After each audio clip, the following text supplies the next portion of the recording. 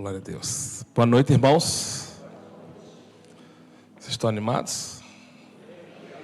Então olha para a pessoa do seu lado e diga assim: você está bem mais magro hoje.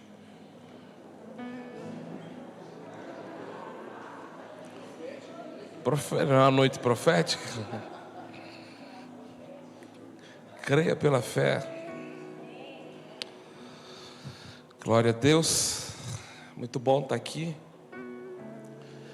Nossos amigos, companheiros de jornada ministerial aqui, bem vizinho, Jundiaí. Eu ainda estou me adaptando à terra. Eu acredito que muita gente já passou por aqui, por essa terra, já fez os seus depósitos. Muita lenha já foi queimada por alguém.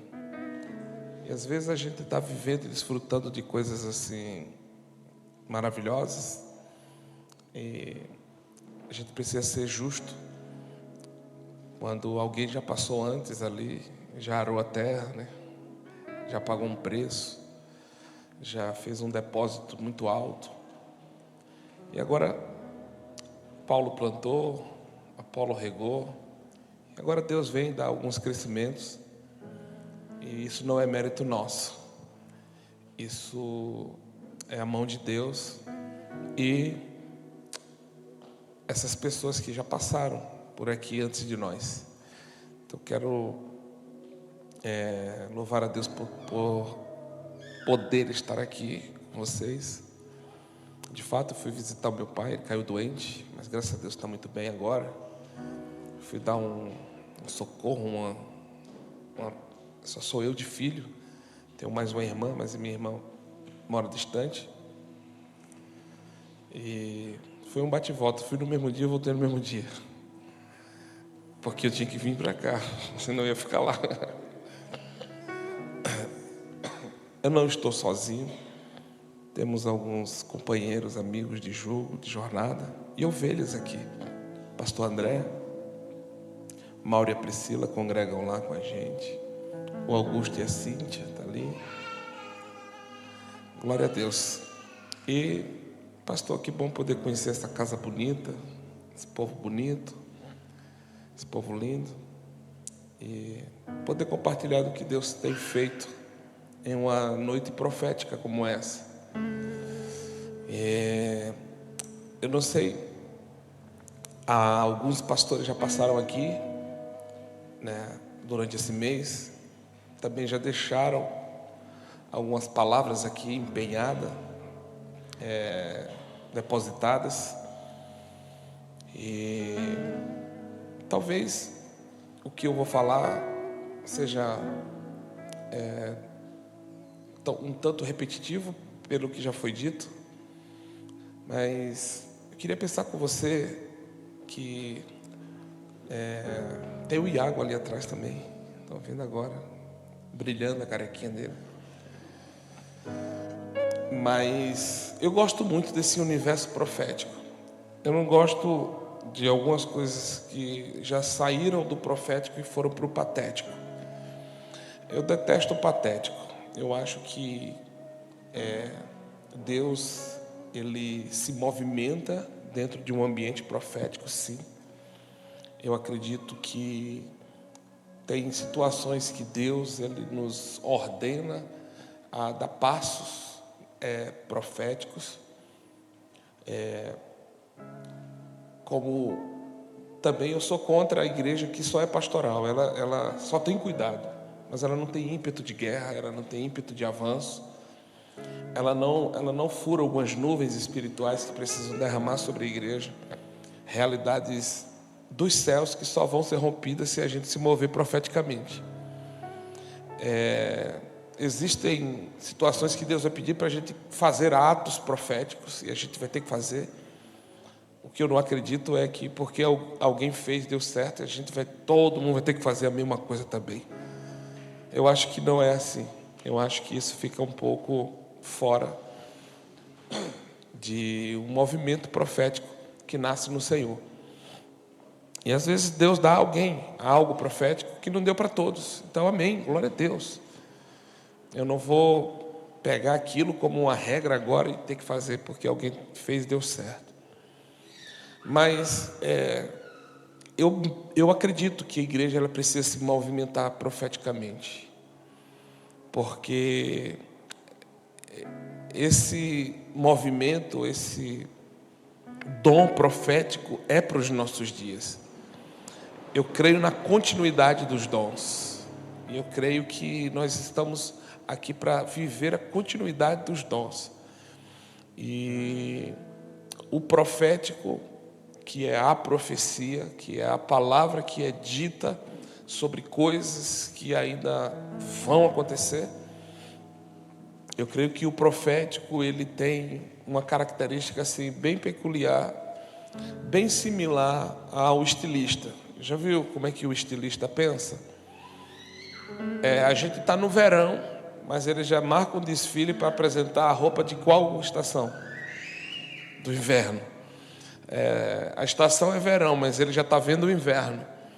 Então o profético ele tem essa característica. A gente está aqui, porém de repente Deus muda uma estação no ímpeto do espírito profético, e a gente começa a enxergar coisas que ninguém está conseguindo ver, mas o profético ele já foi lá, ele já acessou aquele lugar, ele já pisou naquele território. É um território que só pelo movimento profético você pisa. É por isso que quem se move no profético ele é muito julgado. Ele é chamado de louco, de maluco. Ele é chamado de alguém que é insano. Como é que pode o cara falar um negócio desse ou fazer algo desse tipo?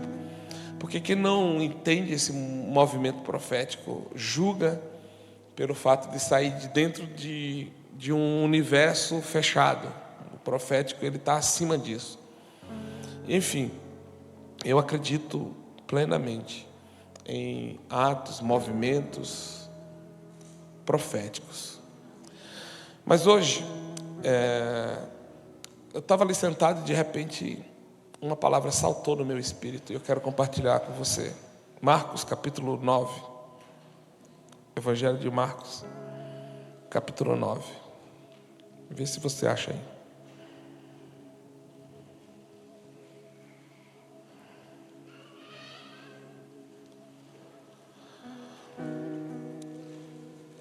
Eu sou casado há completo 19 anos de casados. Eu sou casado com Jéssica. Costumo dizer que a Bíblia diz que quem acha uma mulher acha um tesouro. Eu me considero uma pessoa muito bem sucedida. Eu achei um tesouro. Eu achei uma mulher que me completa. Ela tem uma beleza externa. Quem a vê vai logo dizer que Deus fez um milagre na minha vida, ao ponto de eu chegar em lugares e pastores dizerem: você trouxe sua filha hoje? Achar que ela é minha filha. Não, pastor, é que ela é muito bonita. Mas por incrível que pareça, ela tem uma beleza por dentro que para mim supera a beleza de fora. É aquilo que Pedro disse, né? Que não seja o adorno, que não seja o frisado, mas a mulher, o homem interior. E uma mulher carregada de muita sabedoria, que faz com que a nossa casa esteja de pé e sustentada, edificada. Somos pais de um príncipe chamado Theo. Ele é o nosso milagre. Outro dia eu volto aqui para contar o que Deus fez na nossa vida. Talvez hoje eu conte um pouco, mas debaixo de um cenário de impossibilidade, o Senhor nos presenteou com Theo. Então essa é a nossa casa. Estamos residindo aqui em Jundiaí há 1 ano e alguma coisa. Marcos capítulo 9, versículo 14. Quando eles se aproximaram dos discípulos, viram numerosa multidão ao redor e que os escribas discutiam com eles. E logo toda a multidão, ao ver Jesus, tomada de surpresa, correu para ele e o saudava. Então ele interpelou os escribas: que é que discutias com eles? E um dentre a multidão respondeu: mestre, trouxe-te meu filho, possesso do espírito mudo, e este, onde quer que o apanha, lançam por terra, e ele espuma, rilha os dentes e vai definhando. Roguei a teus discípulos que os expelissem, e eles não puderam. Então Jesus lhe disse: ó geração incrédula, até quando estarei convosco? Até quando vos sofrerei? Trazei-mo. E trouxeram-no, e quando ele viu a Jesus, o espírito imediatamente o agitou com violência, e caindo ele por terra, revolvia-se espumando. Perguntou Jesus ao pai do menino: há quanto tempo isto lhe sucede? Aí o pai respondeu e disse: desde a sua infância.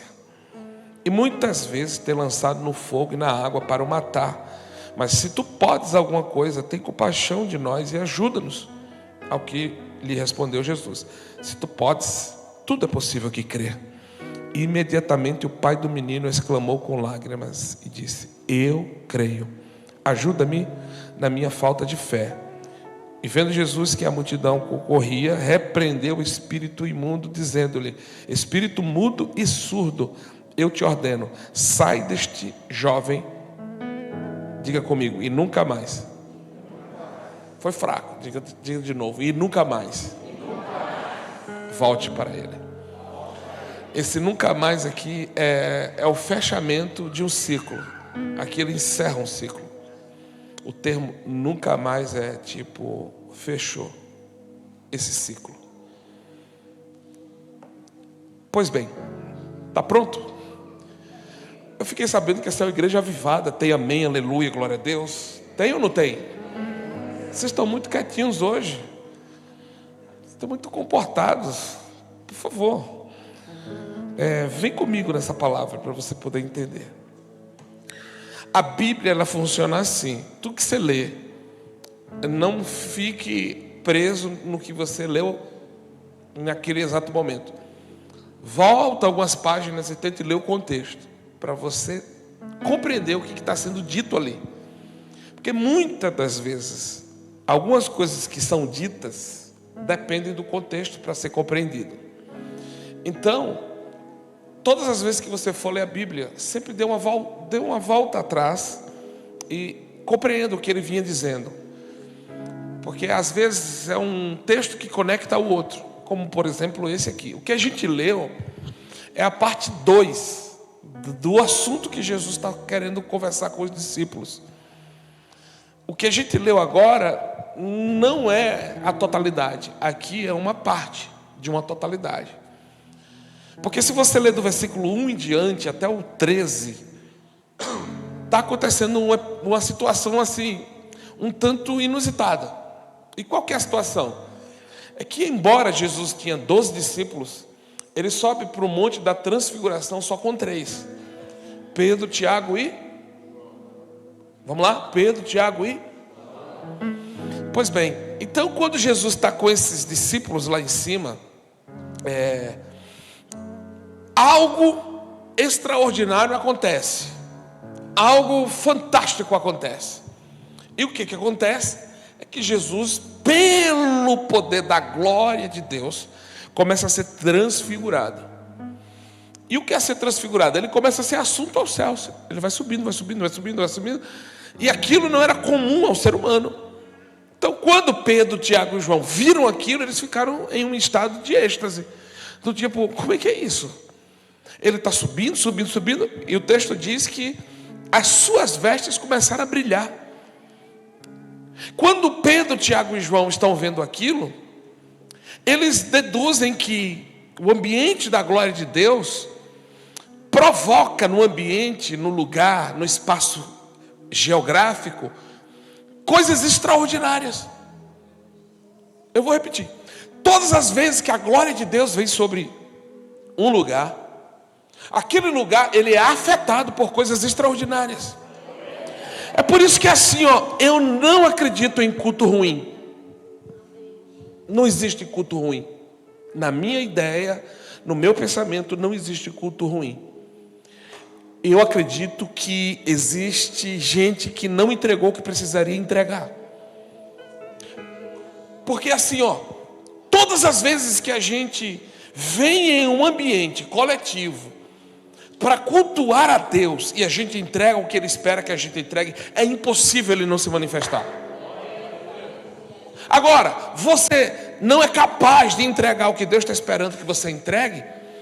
Aí, para justificar a sua incapacidade de dar-se, de doar-se, de entregar-se, você sai dizendo que o pastor não pregou bem. Você sai dizendo que o louvor não estava inspirado. Por quê? Porque você veio prestar a Deus um culto almático. E o que é um culto almático? É aquele culto que a sua alma cria exigências. Deus tem que falar comigo hoje. Por que não vão cantar aquela música que eu gosto? A gente começa a criar exigências. Por quê? Porque a gente não entendeu que o culto ele não é almático. A alma pode ser tocada, mas ele não começa na alma. Por quê? Porque Deus é Espírito. E se Deus é Espírito, o que Ele quer tocar em nós? A nossa alma ou o nosso Espírito? Então a nossa vida não começa na alma, nem começa no corpo. A nossa vida começa no Espírito. Por isso Jesus em João 6 ele disse: as minhas palavras, elas são Espírito. Vou repetir, as palavras de Deus, elas são Espírito. Então é muito difícil você tentar falar uma palavra daqui de cima, no Espírito, para quem veio na expectativa da alma. Por quê? Porque você vai sempre sair desgostoso. Porque toda palavra que é liberada no Espírito contraria os desejos da alma. Então, o que vai mudar a realidade dos nossos cultos não é o quanto o pastor prega bem ou não, o quanto o louvor é bom ou não. É o quanto você é capaz de, nesse lugar, entregar para Deus o que Ele espera que você entregue. É por isso que eu nunca fui num culto para não sentir a glória de Deus. Por quê? Porque o culto, eu não vim buscar algo. Pergunta para o teu irmão: o que você veio fazer aqui hoje? Pastor, você me convidou porque quis, agora talvez, olha, eu bagunço esse negócio aqui, viu? O que você veio fazer aqui hoje? Você veio buscar o quê? O que você veio buscar aqui? Eu vim buscar um milagre, uma bênção e tal. Deixa eu te falar. Se eu te falar que culto não é para isso. Culto é entrega. Culto é doação. Culto é rendição. Culto é o quanto você se dá. Agora, deixa eu te perguntar, você veio entregar algo para Deus aqui hoje? É por isso que a adoração não é música. Envolve música, mas não é música. E o que é adoração, pastor? Adoração, grave isso e nunca mais se esqueça. Adoração é você dar para Deus o que Ele quer receber, não o que você quer entregar. E às vezes, a gente está aqui com a nossa mente voltada para entregar a Deus o que a gente planejou entregar. Só que a adoração a Deus não é dar a Deus o que a gente planejou entregar. A adoração é você estar sensível à voz dEle, para Ele poder te comunicar: meu filho, hoje eu quero isso de você.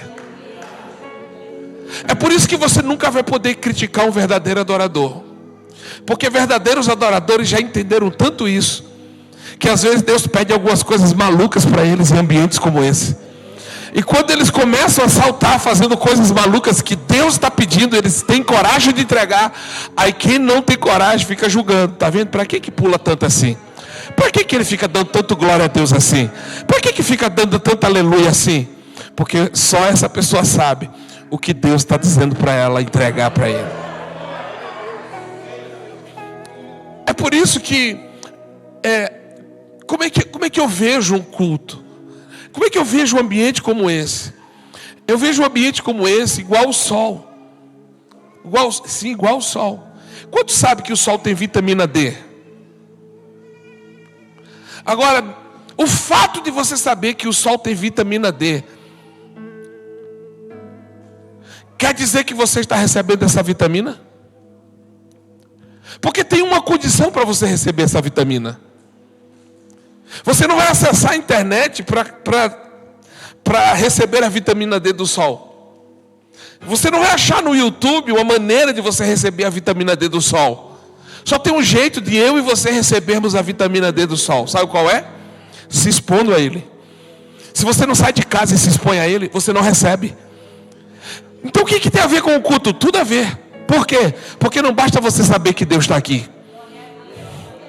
Se você não se expõe para ele, você só veio a mais uma reunião da sua vida. E sabe o que isso está fazendo com as nossas igrejas? Está construindo um ambiente social para as pessoas. E igreja não é um ambiente social. Igreja é um quartel-general onde a glória de Deus vem ditar as regras que a gente precisa seguir. Consegue entender isso? Então, não vai existir culto ruim quando você entender essas coisas.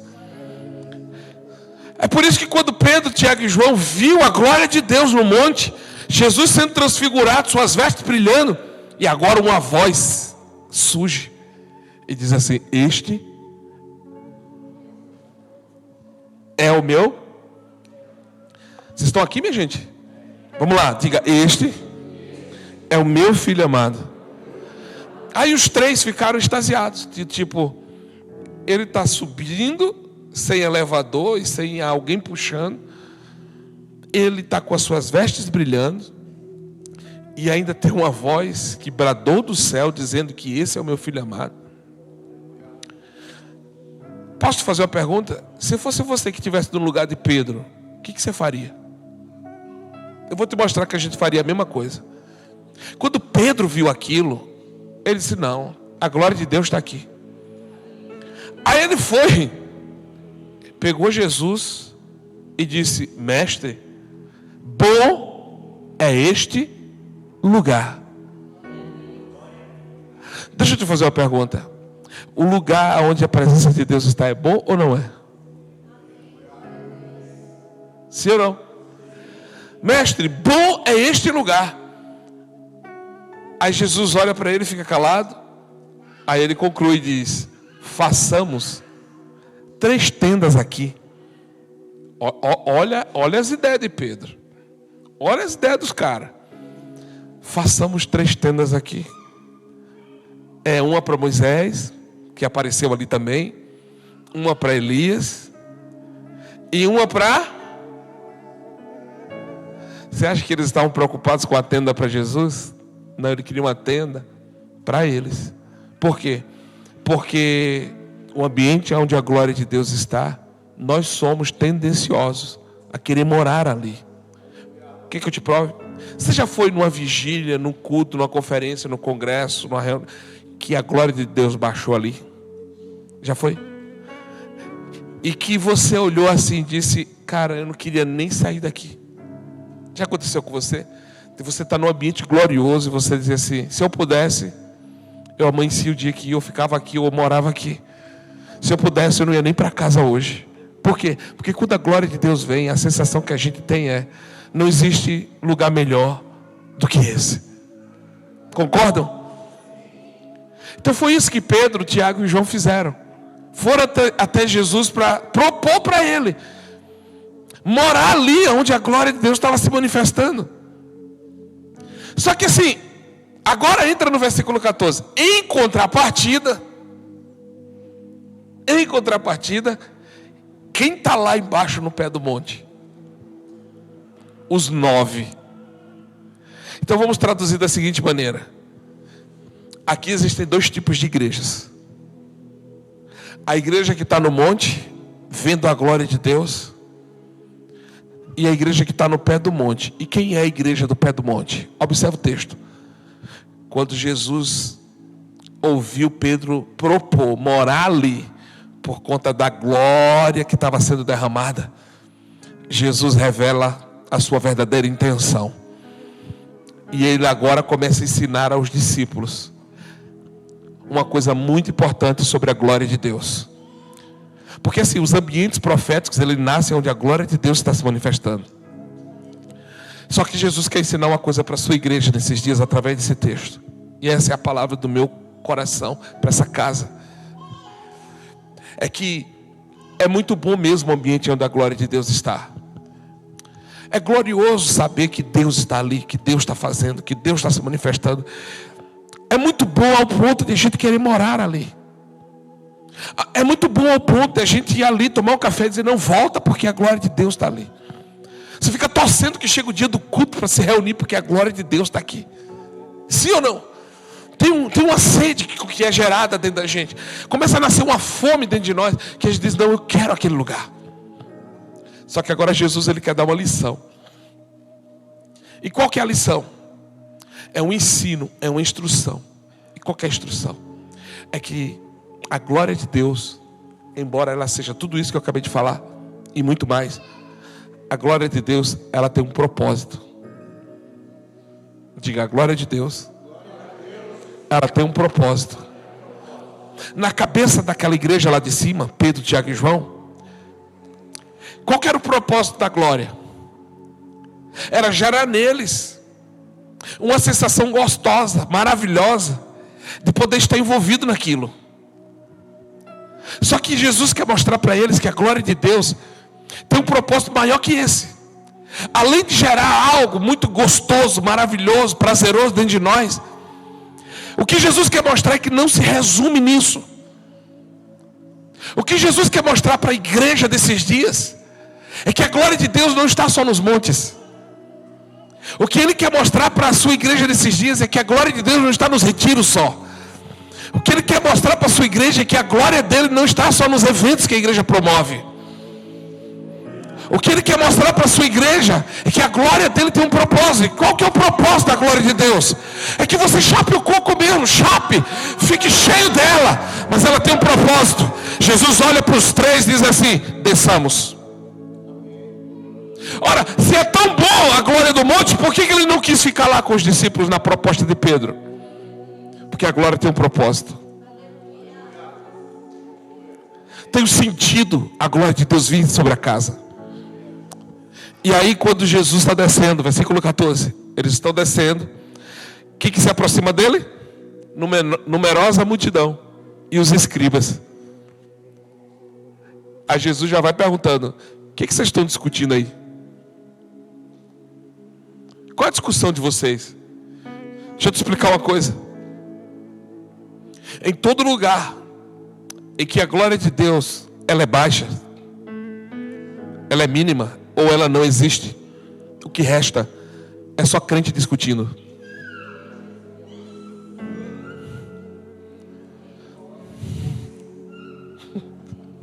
O que resta é só boca de confusão, gente para falar mal dos outros. Por quê? Porque ele não está envolvido no ambiente da glória de Deus para dar sentido ao que a glória pode fazer na vida de uma pessoa. Então, qual que é a discussão? A discussão dos escribas com os discípulos, sabe qual era? Era exatamente essa. E agora você vai entender qual que é o sentido da glória de Deus. É que lá no monte te deixa em êxtase. Lá no monte a glória te deixa extasiado.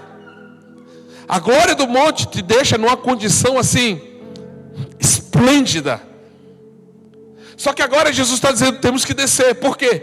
Porque enquanto vocês estão aqui em cima, chapando coco, cheios do reteté, por causa da glória que desceu, lá embaixo tem um garoto, tem uma geração defiando por demônios que os possuem. Porque não faz sentido, igreja, a gente ser a igreja do monte, que aqui dentro tem glória, tem fogo, tem unção, mas do lado de fora tem uma geração perecendo e a gente não está fazendo nada por ela. Então o que Jesus está fazendo com essa igreja? Ele está dizendo, chegou a hora de vocês entender que é muito bom estar envolvido no ambiente da glória. É muito bom estar dentro desse ambiente da glória, mas melhor ainda é você entender por que é que essa glória vem. E quando ela vem, é para a gente descer do monte, ir lá nos vales, pegar aquela geração que está perecendo nas mãos de Satanás. Agora veja o cenário, é esse, ó. Um pai, pode descer aqui, pastor? um pai que ficou sabendo que Jesus podia fazer milagres. E eu acredito assim, que aquele pai já tinha buscado ajuda em muitos lugares. É assim que eu creio. Já tinha ido em muitos lugares. E de repente alguém chega para aquele pai e diz assim: tem um lugar que funciona. Você já foi no candomblé, você já foi na macumba, você já foi lá na mesa branca, no centro, você já foi em tudo isso aí. Você já consultou o tarô, você já consultou os astros, você já consultou tudo e seu filho continua possesso. Ele continua tendo crises de ser lançado por demônios no fogo e na água para o matar. E aí de repente alguém diz assim: ó, deixa eu te falar, tem uns caras aí que recebeu uma ordem de um homem chamado Jesus, de que em toda cidade que eles entrarem, eles vão pisar serpentes e escorpiões, e se comerem coisas mortíferas, eles não morrem, porque eles têm uma palavra sobre a vida deles, e que todo demônio que aparecer na frente deles, eles vão expulsar. Alguém disse para aquele pai alguma coisa sobre os discípulos de Jesus. Aí sabe o que esse pai fez? O que eu e você faria. Pegou o filho possesso e levou aos pés dos discípulos. Qual que é a discussão agora? Para responder a pergunta. Por que Jesus pergunta: o que vocês estão discutindo? De fato, eles estavam discutindo, mas eu queria te fazer entender qual a razão da discussão. Quer saber? É só. Essa igreja, que são os 9 discípulos que estavam aqui embaixo, tinha uma palavra para expelir demônios. Amém? Só que esse pai trouxe esse menino e eles passaram o dia tentando expulsar esses demônios e não conseguiram. Aí sabe o que essa igreja foi fazer pelo fato de não ter conseguido? Foi discutir. Porque os fariseus estão tipo, os escribas estão tipo assim: peraí, vocês não receberam autoridade? E por que vocês não expulsam? Aí os discípulos vão tudo tipo assim: não, eu acho que é porque ele é arminiano, eu acho que é porque é calvinista, pré-milenista, amilenista, pós-milenista, vai para o inferno. Sabe o que eu quero dizer com isso? Que quando a igreja ela para de funcionar naquilo que Deus deu para ela autoridade para funcionar, ela vai justificar o seu não funcionamento com discussões idiotas.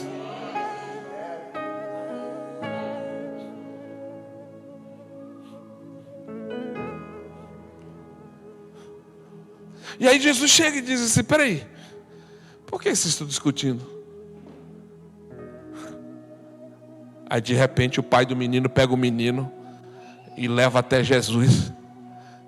E diz assim: mestre, é porque eu trouxe o meu filho para um lugar que foi estabelecido para funcionar e não funciona. Posso te fazer uma pergunta? Por favor, pastor. Sinta meu espírito, meu coração nessa noite, tá? Estou julgando, nem criticando, não. Posso fazer uma pergunta? Qual foi a última vez que você orou por um enfermo e ele foi curado?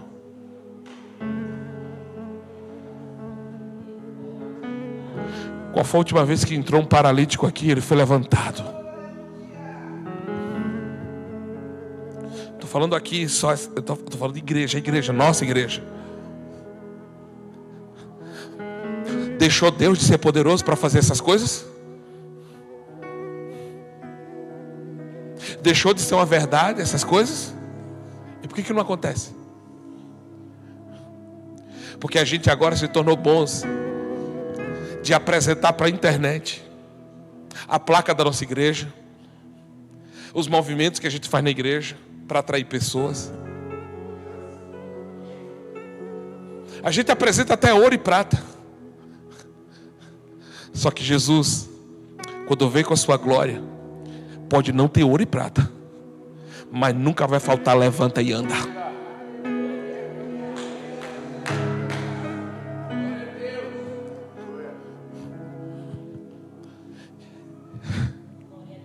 Mestre, eu trouxe meu filho.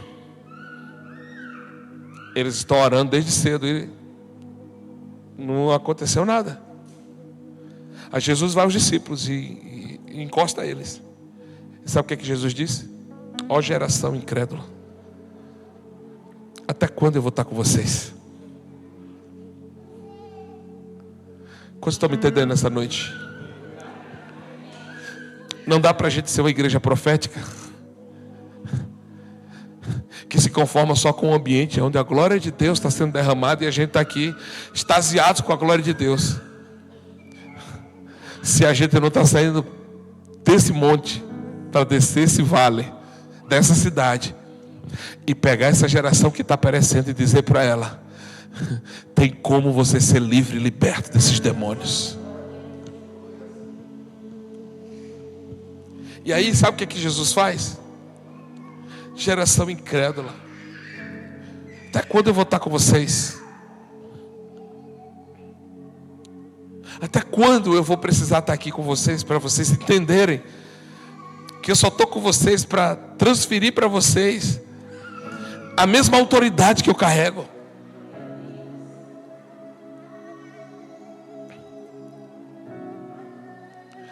Aí, imediatamente, sabe o que acontece? Trouxeram o menino para Jesus. E quando trouxeram o menino para Jesus, sabe o que ele fez? Ele começou a bolar no chão, espumar, e rilhar os dentes. Pastor, posso te fazer uma pergunta? Se aqui agora viesse uma pessoa endemoniada, caísse no seu pé endemoniado, qual a primeira coisa que você ia fazer? Expulsar o demônio, sim ou não? Agora, olha no texto, não sei se vai pôr aí. Olha no texto. Diz que o menino caiu endemoniado aos pés de Jesus, e Jesus não foi expulsar os demônios dele. Sabe o que Jesus foi fazer? Põe aqui, versículo 20, eu acho. Está aí?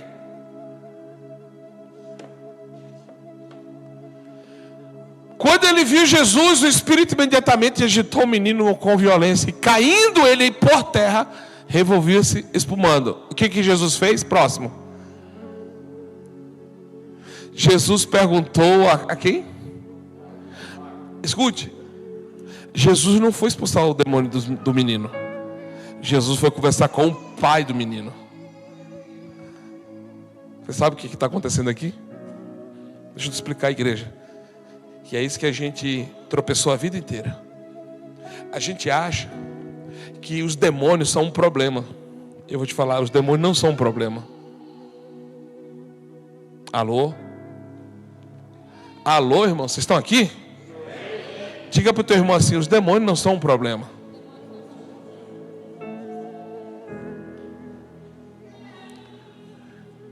Porque se fossem, Jesus ia expulsá-los. Então, pastor, se os demônios não são um problema, o que eles são? Os demônios são colaterais. O que é isso? Os demônios, eles são oportunistas. O que é isso? É que os demônios só têm poder de ação nas oportunidades que a gente dá. Por isso Paulo disse a Tiago: não deis lugar a quem? Ou seja, se Paulo está dizendo não dê lugar ao diabo, é porque o diabo não tem lugar. Então o diabo só vai ocupar o lugar que você dá para ele.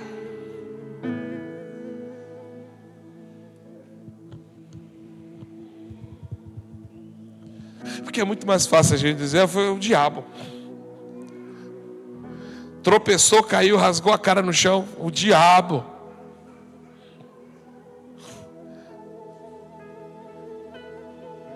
Sim ou não? Então por que Jesus não vai expulsar o diabo, os demônios? Porque para Jesus o problema maior ali não eram os demônios. E qual que era o problema maior? Está aqui, ó. Ele foi falar com o Pai. Por quê? Porque demônios se alojam em sintomas. Jesus foi aonde? Na causa. Vocês estão aqui, minha gente? Olha, eu vim mexer com o teu cérebro, tá? Ó, deixa eu te explicar. É assim, ó. A vida toda a igreja celebrou Porque as pessoas caíam endemoniadas e a gente ia lá, sai! E o demônio saía. A gente dizia, o poder de Deus está aqui. Só que no próximo domingo aquela mesma pessoa está no chão de novo endemoniada. Deixa eu explicar na prática como é isso. Ó. Imagina aquele saco de lixo que você põe na sua porta. Você pôs na expectativa de que o carro do lixo ia passar ali. Mas o carro do lixo ficou 5 dias de greve e não passou ali. O que vai acontecer com aquele lixo? Um monte de quê em cima? Moscas. Ok? Moscas. Aí você está dentro de casa, quando sai na porta, o lixo está cheio de quê? Aí você olha para aquele lixo, para aquelas moscas, você vai, sai mosca. Elas saem ou não saem? Enquanto você estiver ali, elas não voltam. Mas na hora que você sair dali, o que acontece? Assim são os demônios. Ele ficou aplaudindo a vida inteira a igreja ficar só expulsando moscas, sem tirar o lixo.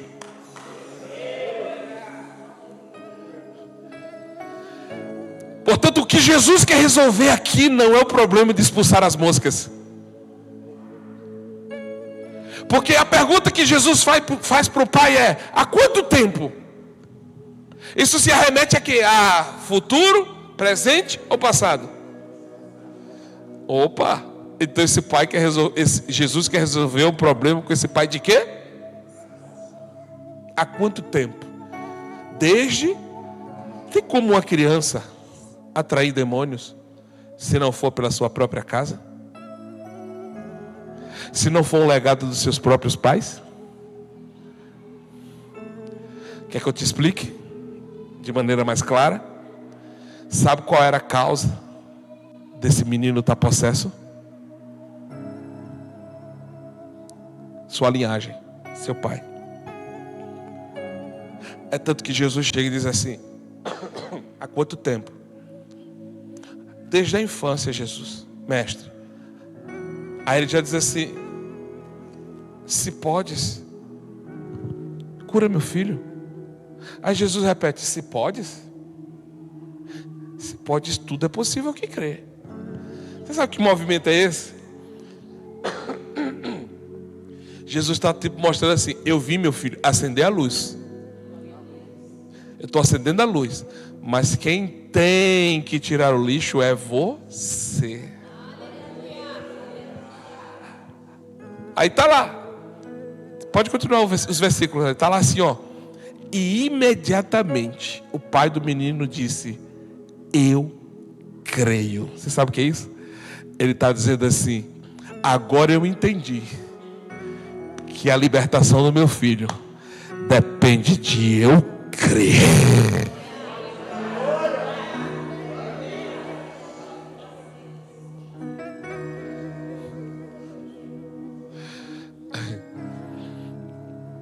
Aí Jesus agora vai no menino e diz para ele: espírito imundo, espírito surdo e mudo, saia deste menino e nunca mais.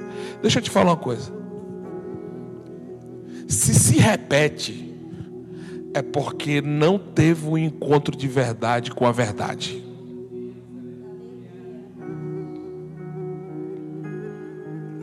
Porque quando Cristo vem, Ele vem para encerrar o ciclo. Se você é aquele tipo que está aqui no altar todo domingo chorando a mesma pitanga, você ainda não se encontrou com a verdade de verdade. Eu creio que você deve sim sair daí para vir aqui receber a oração, receber a imposição de mãos, olhos sobre a cabeça, mas você vai ter que se levantar e dizer: nunca mais, nunca mais.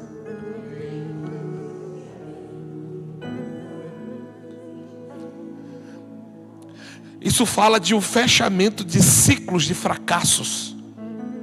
Isso fala de um encerramento de ciclos de derrotas. Isso fala de um encerramento de ciclos de bancarrotas, de perdas, de falências. A coisa que mais me deixa angustiado nesses dias, sabe o que é? É ver que tem uma geração que está aqui em nome de Deus, que ergue as mãos em nome de Deus, que abre a boca para louvar em nome de Deus, mas a vida está toda comprometida, de maneira colateral com demônios. Por quê? Porque tem áreas da vida que ainda estão em aberto. Tem áreas da vida que ainda não foram resolvidas as pendências.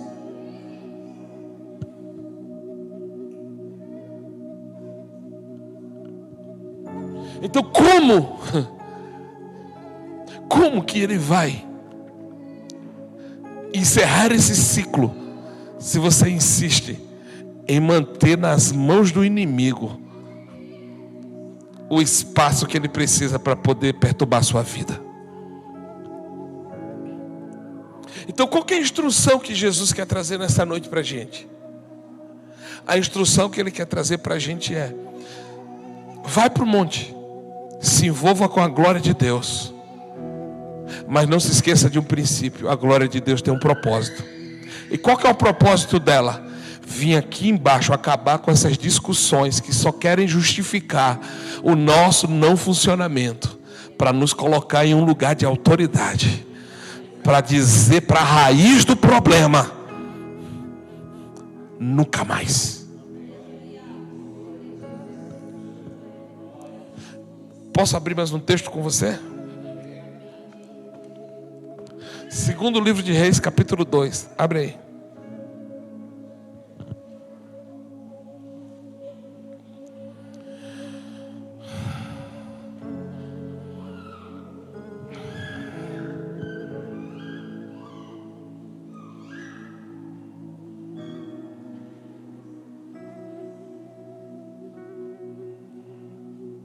Versículo 19.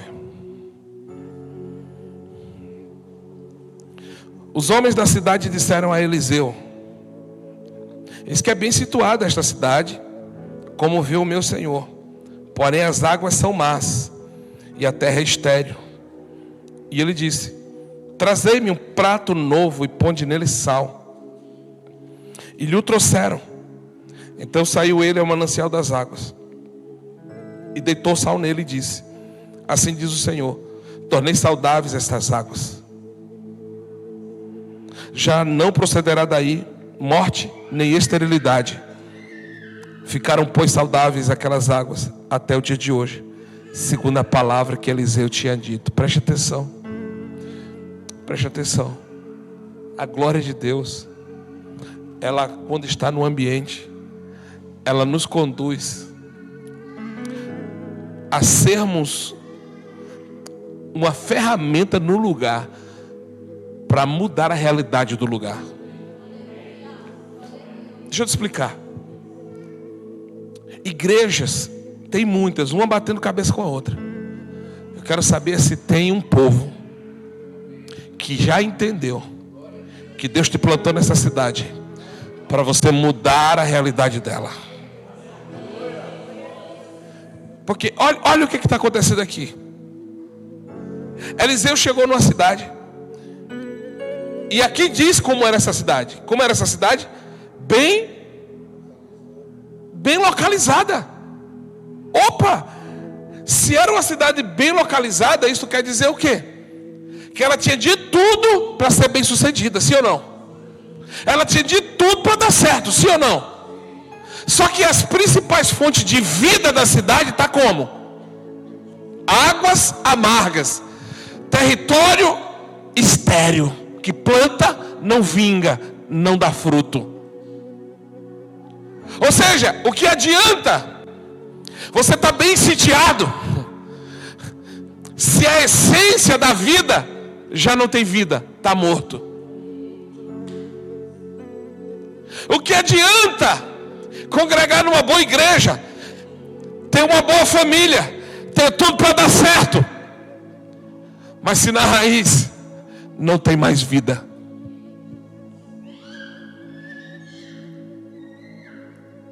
Então, quando Jesus procura o pai do menino, Jesus está tentando resolver o problema aonde? Na raiz. O nosso problema é que essa caminhada e jornada inteira, a gente tentou resolver problemas de sintomas. Dor de cabeça, Anador, Neusadina. Dor de estômago. A gente sempre resolveu problemas sintomáticos. Só que Jesus, quando Ele está no lugar que a glória de Deus vem, Ele não vem resolver problemas sintomáticos.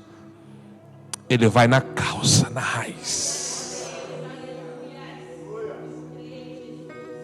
Olha para o teu irmão e pergunta para ele: você está pronto para mexer na raiz?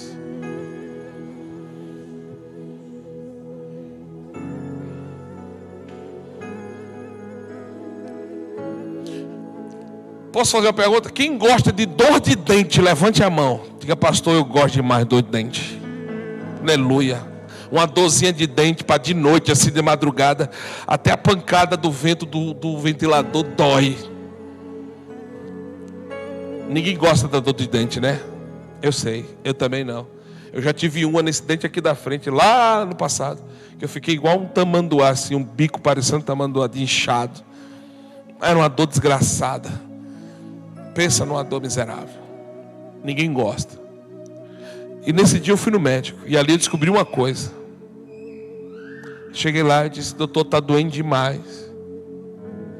É uma dor que parece que a gente vai morrer. Aí ele disse: não, rapaz, não se incomode com a dor não. Mas como não, doutor? A dor é péssima. Ela é. Mas ela tem um propósito. Qual que é o propósito da dor, doutor? É que a dor está revelando que o seu dente tem um problema.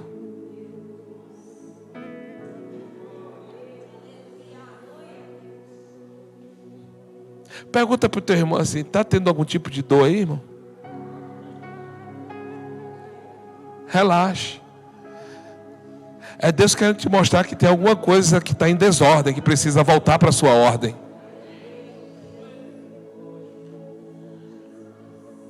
Então nunca mais reclame da dor. Sempre que tiver uma dor, pergunte onde é que está em desordem. Pergunte onde é que está a cárie. Onde é que está o tártaro. Porque se não fosse a dor, eu iria no médico? Deixa eu te falar, Deus não quer que a gente o procure por causa da dor. Mas pela nossa ignorância, às vezes Deus vai permitir a gente ser corrigido até com açoite, para na dor a gente poder buscar a solução para resolver o problema na raiz. Aí quando Eliseu entra na cidade, que é bem sitiada, tinha tudo para dar certo. Sabe aquela família, sabe aquela pessoa que você diz assim: tinha tudo para dar certo, cara. Tinha tudo para ser bem sucedido. Mas olha ali, cara, só vive enroscado. Vai, mas quando chega num determinado momento, tinha tudo para dar certo, pum, deu errado. Vive nesse ciclo de tentar dar certo, mesmo tendo tudo para dar certo, mas nunca dá certo. E biblicamente falando, Deus não te fez para você ser um erro. Deus não te fez para você dar errado. Deus te fez para você e eu darmos certos. Aí Eliseu, ouvindo aquilo, disse assim: tragam sal e uma vasilha nova,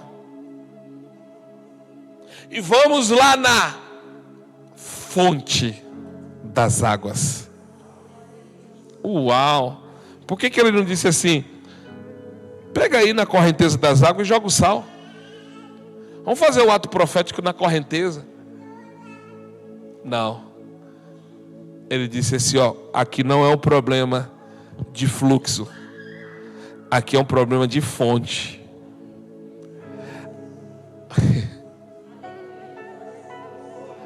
Eu sinto nessa noite que tem muita gente aqui que vai precisar voltar nas suas fontes.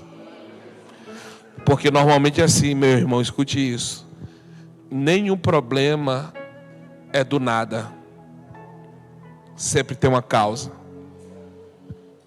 A gente é que não quer ter a coragem de visitar a causa.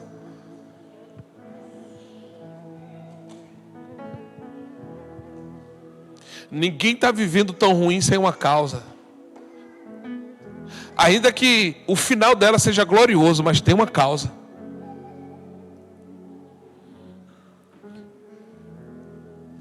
Eliseu vai na fonte das águas com sal, na tigela, na vasilha nova, e começa a jogar sal na fonte.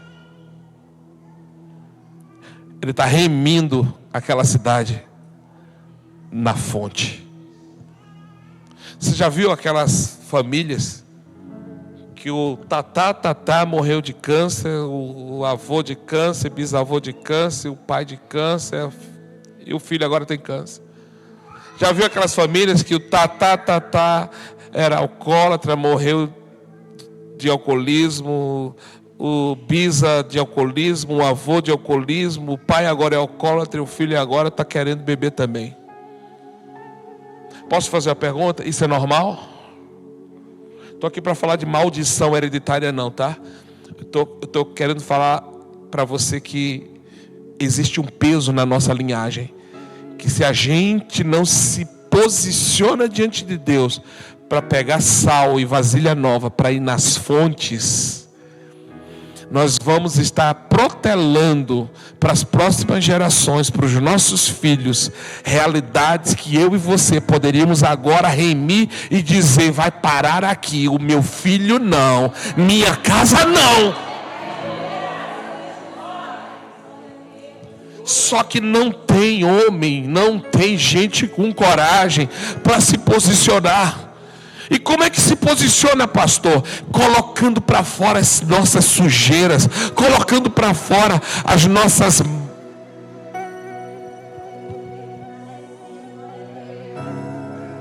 É a ousadia e a coragem de a gente pegar tudo aquilo que está em obscuro, tudo aquilo que está debaixo do tapete, tudo aquilo que está com pano quente por cima, e a gente está protelando e dizendo: ninguém pode saber disso, ninguém nunca vai saber disso, vou levar para o cemitério, ninguém nunca vai saber disso, porque se souber vai dar ruim. Não, já deu ruim.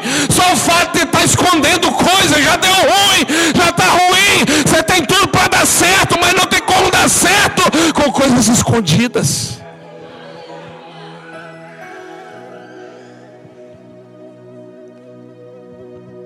E aí, a história que se ouve é Jarinu, terra que mata os seus profetas. Por quê? Porque é preciso se levantar um povo que tem essa coragem de dizer: o reino de Deus é muito mais do que uma reunião que a gente tem semanalmente aqui.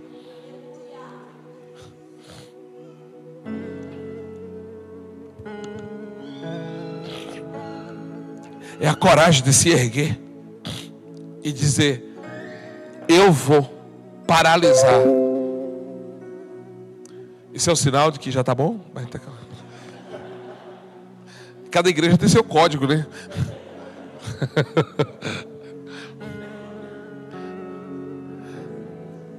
Sabe a coragem de se levantar? Foi o que Jacó fez, sabia? Depois você lê em casa a história de Jacó, mas deixa eu resumir para você. Quando ele nasceu segurando no calcanhar do seu irmão. Tem como. Na fase, cientificamente falando, a criança, quando ela é recém-nascida, ela está na fase da inocência. Tem como na fase da inocência você ser tão malicioso de querer trapacear seu irmão, segurando no calcanhar dele? Mas naquela época, sabe como era que era dado o nome aos filhos? De acordo com o nascimento. Então, porque ele nasceu segurando no calcanhar do seu irmão, sabe qual foi o batismo que ele recebeu? Enganador. Sabe como é que ele cresce? Pelo nome que sua própria mãe pôs nele? Ele cresce enganador. Sabe o que ele se torna na fase adulto? Por quê? Porque a figura de maior autoridade profética sobre a vida dos filhos, sabe quem são? Os pais. Você está pensando que é o pastor, é o apóstolo que tem autoridade maior sobre a sua vida, Não, a autoridade máxima, maior na terra sobre filhos não é pastor, não é apóstolo, não é bispo, é são os pais. Então o que se diz sobre os filhos é o que vai acontecer com eles. Alô, quem está me ouvindo? Foi esse o nome que ele recebeu. Sabe quando a sua esposa estava grávida? Que o menino nasceu debaixo de muitas dores. A esposa de Jacó agora vai ser pai. A sua esposa vai ter um filho.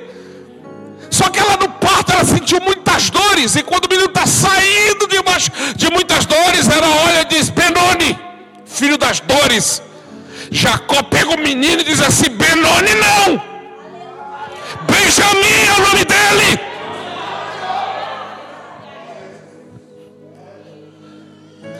É um pai, é um homem, um marido que se posiciona na sua linhagem para dizer: eu fui afetado pela palavra maldita da minha mãe, mas meu filho não.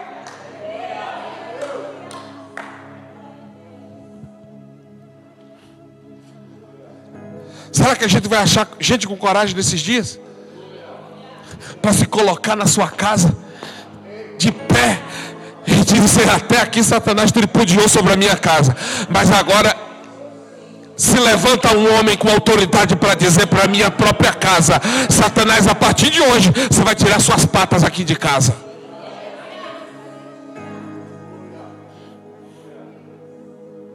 Lembra quando Davi estava na guerra e os amalequitas, eles invadiram o arraial de Davi, que estava na guerra, pegaram suas duas esposas e seus filhos e queimaram tudo. E levaram, raptaram as filhas, os filhos e as esposas de Davi. Davi está chegando na guerra, vê tudo queimado. E cadê as filhas? Cadê a esposa? Ele pega o sumo sacerdote Abiatar e diz assim: me dá a estola sacerdotal aqui. Posso te fazer uma pergunta?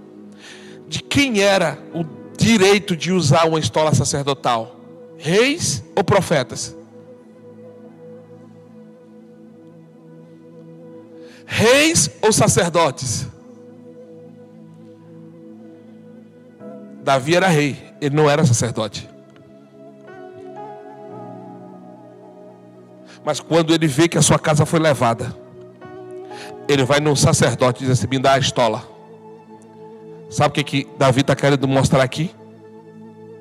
Que para guerrear pelo povo, se Deus me colocou como rei, eu vou guerrear como rei. Mas dentro da minha casa eu não sou rei. Dentro da minha casa eu sou sacerdote. Então quem vai guerrear pela minha casa não é o pastor, sou eu. Olha para quem está do teu lado, diga para ele assim: quem tem que guerrear é você.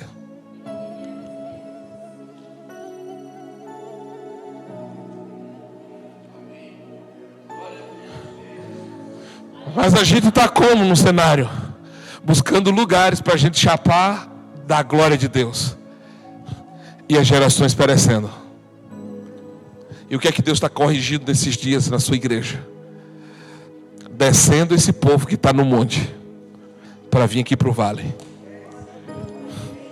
Quem é homem, assuma o seu lugar de homem. Sacerdote, chefe do lar. Você é o guardião dessa casa. Você é o alfa da casa. E é assim, mexeu com a minha casa, sai da frente, Satanás. Nós vamos arrancar a cabeça de quem aparecer na frente. Mexa comigo, mas não mexa com a minha casa. Amém? Vamos ficar de pé um pouquinho?